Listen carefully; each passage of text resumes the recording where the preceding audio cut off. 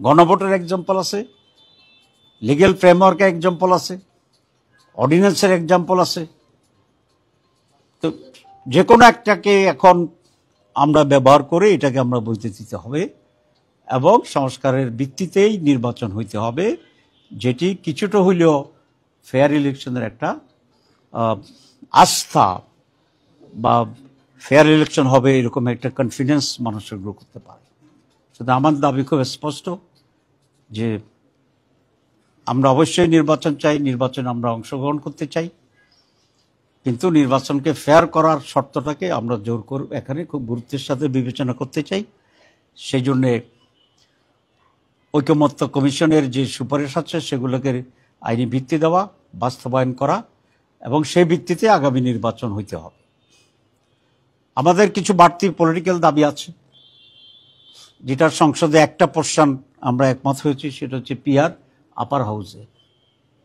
কিন্তু আমাদের দাবি হচ্ছে PR total, upper house and lower house both, এবং সেই ইস্যুতে আমরা আন্দোলন করব, সেটাকে আমরা রিয়েলাইজ করার জন্য চেষ্টা করব। এটার কারণ হচ্ছে 54 বছরের ট্রেডিশনাল নির্বাচনের পদ্ধতিতে আমরা দেখেছি যে এখানে ফেয়ার ইলেকশন কখনো নিশ্চিত করা যায় নাই।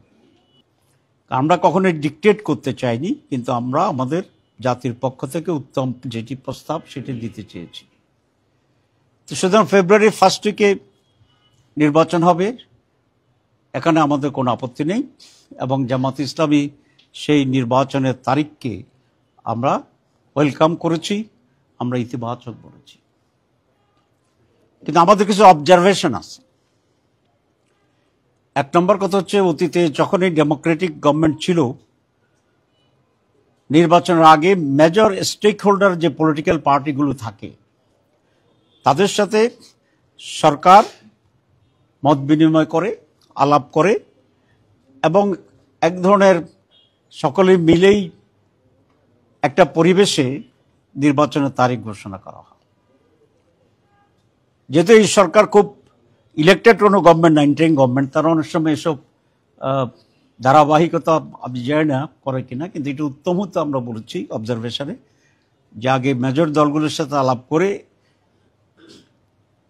প্রধান উপদেষ্টা যে ডেটে যেভাবে চায় সেই ডেটেই করতে পারতো, কিন্তু আগে একটু আলাপ আলোচনা করলে সেটা সকলের জন্য একটা নিজস্বতার বহিঃপ্রকাশের একটা সুযোগ ছিল। এটা আমাদের একটা অবজারভেশন।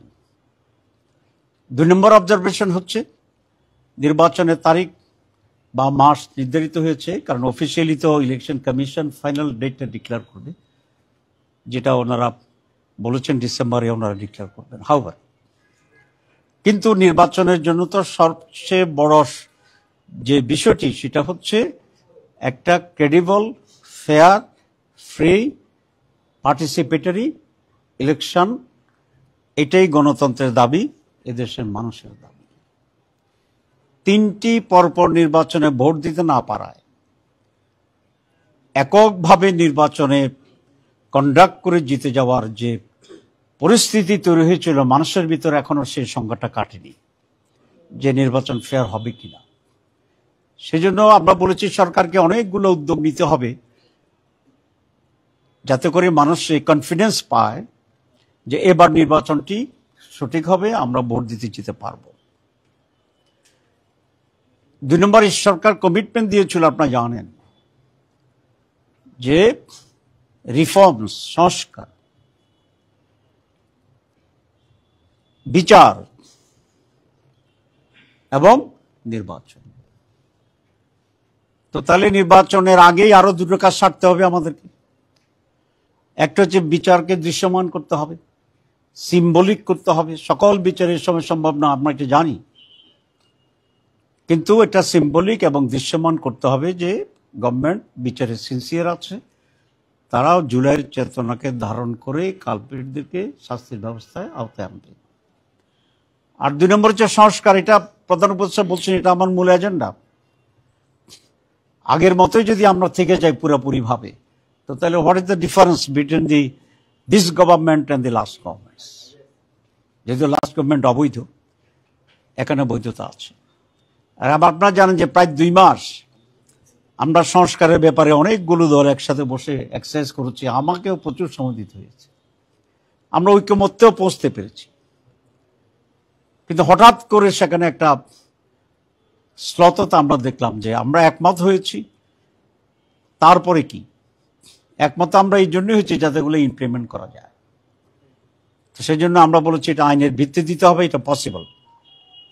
যে বিভ্রান্তি চড়াচ্ছে যে গভর্নমেন্টের সময় এটা সম্ভব নয়, এটা একেবারে বিভ্রান্তি এবং মিথ্যাচার। আপনারা জানেন যে পাকিস্তানের 70 যে নির্বাচন হয়েছিল, এটা লিগেল ফ্রেমওয়ার্কের মাধ্যমে হয়েছিল। তখন তো মার্শাল ছিল ইয়াহিয়া খানের, তো সে নজির আমাদের আছে। আমাদের মুজিবনগর সরকার যেটা ছিল প্রায় 9 মান্থস,